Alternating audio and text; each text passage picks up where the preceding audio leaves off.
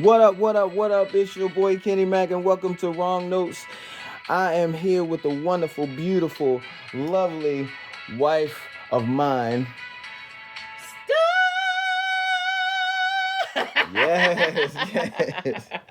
I'm so excited, so excited. Welcome to Wrong Notes, where we right the wrongs and wherever you may be and however you may be listening. We are here on Spotify, TikTok, Apple Podcasts, anywhere you get your podcast. I thought you were We're going to here. say We're apple welcome. pie. Right, apple pie. Okay, It's so only a now, matter of time before they come now out with people that. can listen to us on the apple pie? The iPod. Okay. That's good. iPie. All right. Hello, everyone. Our song. This song that we chose is one of the songs that, it's basically, okay, so how did we even come up with this song? This song's been around for almost 30 years, okay? And we've heard this song, we've talked about this song in the privacy of our own home. So now we want to bring to y'all, give you our opinion of these lyrics to this song. And it is Not Gon Cry by Mary J. Blige. Ho, ho, ho. Ho, ho, ho, ho, ho, ho. This is going to be interesting. Yes. Very interesting. This song touches a lot of women and relate to a lot of women. It came out in 1996 from the soundtrack of Waiting to Exhale. Now, you people that were born in the 80s, because if you were born in the 90s, you would not know this song or the movie unless your parents introduced you to it. Waiting to Exhale is about 4 beautiful black women, successful black women that just have a hard time getting a man or holding on to a man and realizing that friendship is everything. I mean, they went through transitions. Some of them was coming up of age, that their life was changing, and they had to deal with their son getting older, and he's getting out the way, and his problems with his father and all that good stuff. But it was this particular song is based off of one character in particular, Bernadette. Bernadette, Miss Bernadette. Now, mind you, let's do a quick fun fact about this song. Hit number 1 on the R&B charts, 1996, number 1. Number 2 on the Hot 100s. And then eventually on Share My World, it came out in 1997 on Mary J. Blige's album. See, now, the album was fire. They used to have soundtracks for movies, and then the song will come out on the album, on the artist's album. Yes. Now, I don't know if they do soundtracks anymore. I'm not really sure. Soundtracks made the movie. Yeah, I'm not really sure, but she got a Grammy off of this and everything. So let's get to the song, okay? The song was about a lady named Bernadette, played in the movie. She was married for some years to this guy, and, he left her for Caucasian, a Caucasian woman from the Caucasian mountains. He left her for his secretary, basically. That's crazy. And she sacrificed her life. She stopped her career. She did everything she could to make sure her man was successful, and then he ended up leaving her. So this song is pretty much expressing her pain. Now, I can't honestly say I love this song. It's a song that's kind of nostalgia because of the movie, and that's the times I grew up, in the 90s or whatever. So it comes off like a bitter song. I ain't gonna lie. Comes off very bitter. Well, she has a reason to be bitter. So even if it does come off bitter, she make her own choices though. People make their own choices. Wait, hold on. She married a man, right? They made their vows. It said, "Death do us part." Death. Do sickness and health. So, what you trying to say? She did make the choice to do that, but the vow saying forever. Yeah, but still a choice. It wasn't like oh, she knew this was going to happen down the line or whatever, but she was invested, and it's you get signs of something that's going to be wrong for you or right for you. And if when you get those signs that something's going to be bad for you, you make that choice. If you're going to stay with it, change it around.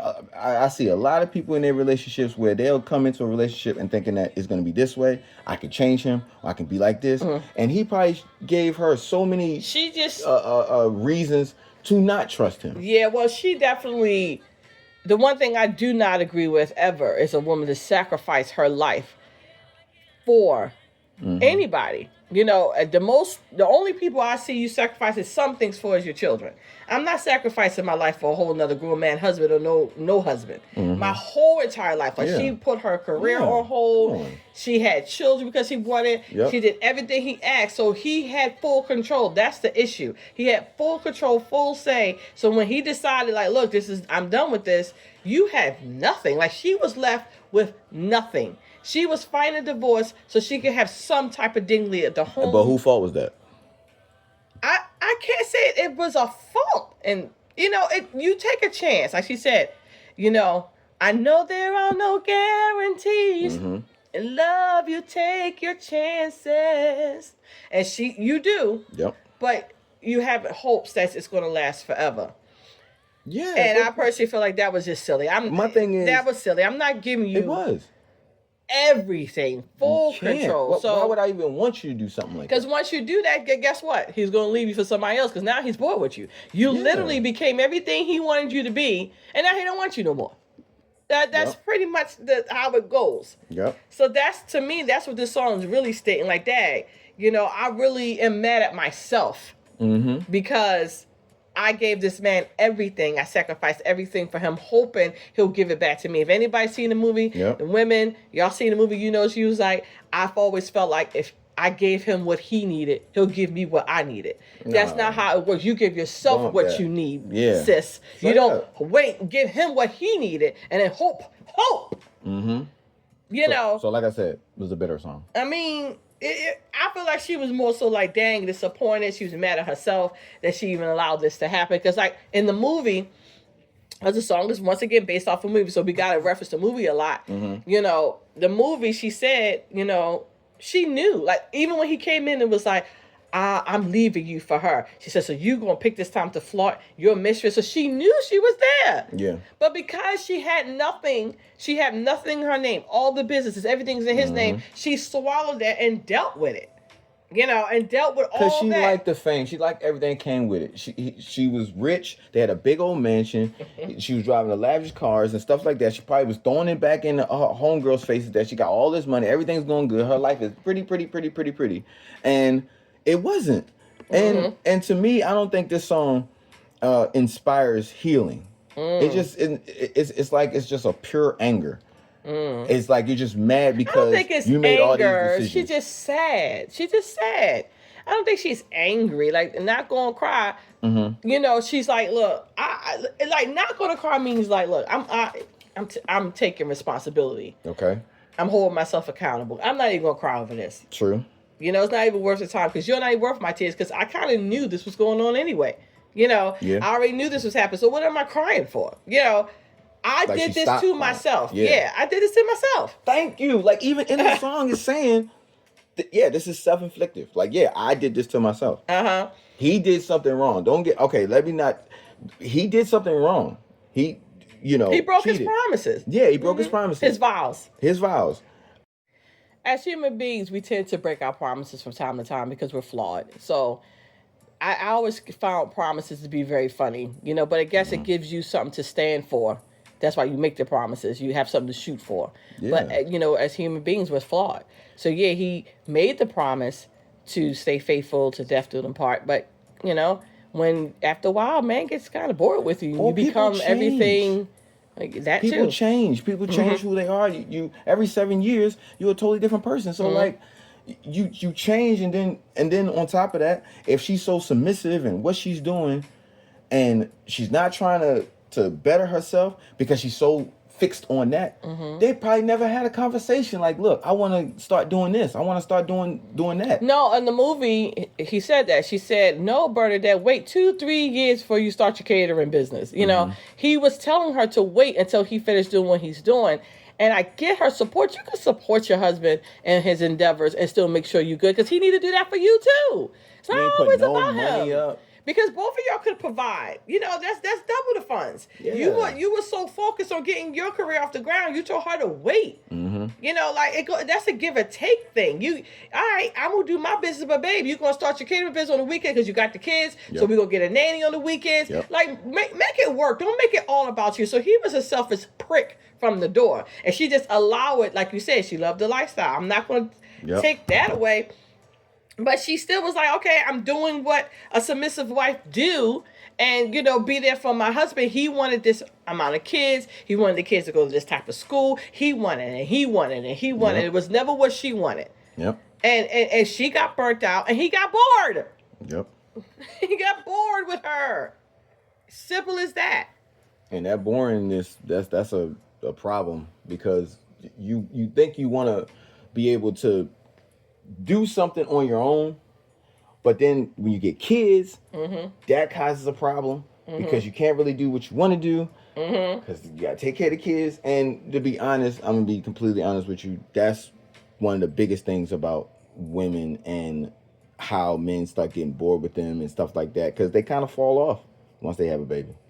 You have a baby, turn the page. You gotta fight a lot harder when you have a kid to maintain who you are. Yeah. You are and going to men lose. want you just the way you are when they first married you. Yeah, and that's unrealistic. If you want me the way I am when you first married me, don't knock me up. Yep. Because I am going to change, because those kids, whether I want them or not, they're going to change me, my body, my thought process, my mental freedom, all that's gone. Yeah. So I'm not going to be the same. And as a man, you should know that. You should recognize that if you want a wife, you want a girl, you want this, you have my baby. Now if you're going to stick it and move and just don't take care of the baby, that's something different. But if you want to have a family, know that woman's not going to be the same. Please, men, know that she is not going to be the same. Nope. Learn how to adjust to change, because I'm noticing men have a hard time adjusting to change. They get complacent very easily. So they have a hard time adjusting. So when that woman have a baby, or several babies, or a lot of babies, the more kids she has, the less she's herself. Yep. So it's like, look, if that's what the woman you fell in love with, you better learn how to transition to this new woman. Yep. You're Just gonna learn have how to to adapt.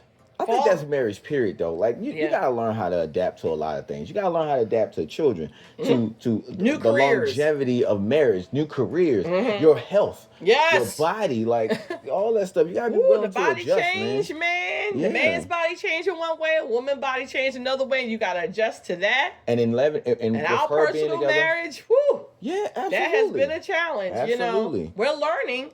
And that takes, constant communication. I got to do my own research and figure out my own body, and then communicate it to him and say, look, this is what's going on. Please don't take it personal. I'm going through this and that. And then he got to adjust. And if sometimes in some cases, men, they're unhappy when a woman goes through a certain period of time. I'm talking about perimenopause and menopause. When they go through that, some women go crazy.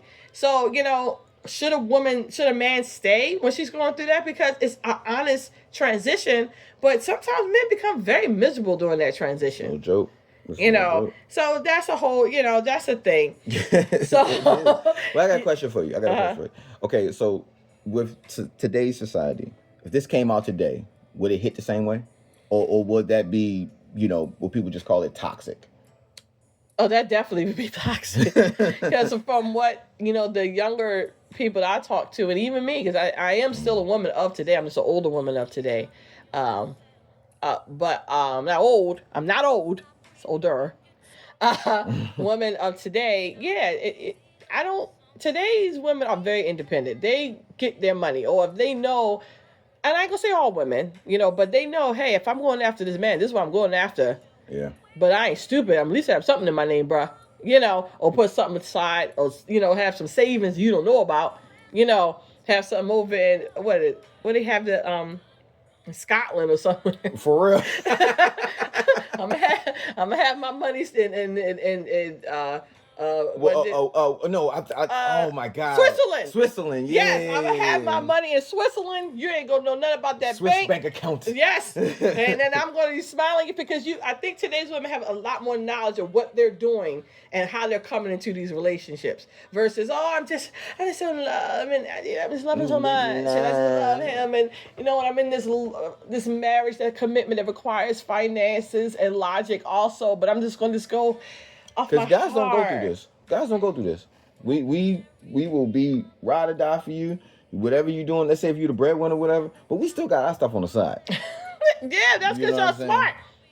We got our stuff on the side. That's because y'all still approach it logically. So if you take all the money, the house or whatever, I'd be like, look, Your Honor, I bought this PlayStation. I'm leaving with this PlayStation.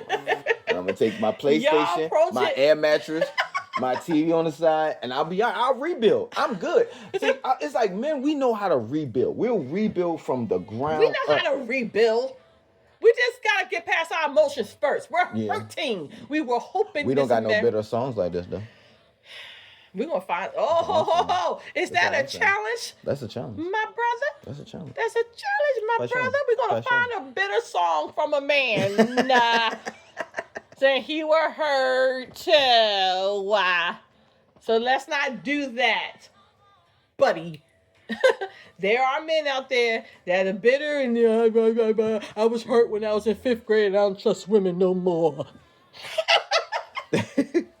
5th grade, she broke my heart in 5th grade. I was 10 years old. That's it. I gave her my life and she broke it. I don't trust no women. No women. I'm done. Yeah, done with that. You break my heart one time, game is over. Because we love hard. We love real hard. Oh, okay. So and we don't?